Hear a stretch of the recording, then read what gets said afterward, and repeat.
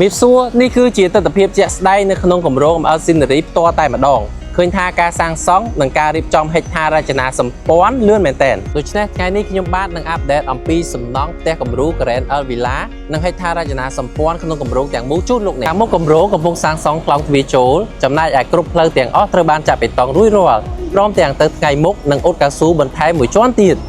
ផ្លូវមានទំហំចាប់ពី8ម៉ែត្រឡើងទៅប្រើដោយដែក YMS ទំហំ8លីនិងកម្រាស់15សង់ទីម៉ែត្រ Green Space និង Clubhouse បាននឹងកំពុងរៀបចំ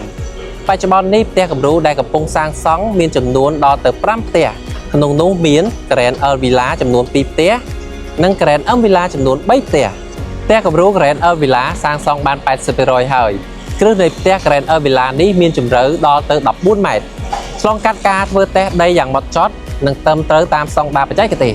Grand L Villa មានទំហំផ្ទះ 11.34 ម៉ែត្រគុណនឹង 22.33 ម៉ែត្រកម្ពស់ផ្ទះសរុប13ម៉ែត្រប្លង់សេ3សន្លឹកមានបន្ទប់គេង7បន្ទប់ទឹក8និងចំណតរថយន្តចំនួន3គ្រឿងចំពោះប្លង់សេចំណតរថយន្តផ្ទាល់ដីឬក៏អាចហៅថា slab មានកម្រាស់រហូតដល់12សង់ទីម៉ែត្រដើម្បីទ្រទម្ងន់រថយន្តបានល្អ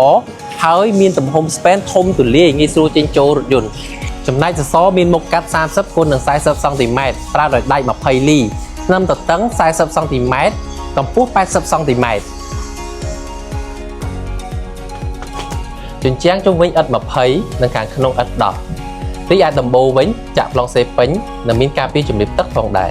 ទាំងនេះគឺជាចំណុចសំខាន់មួយចំនួននៃផ្ទះ Grand L Villa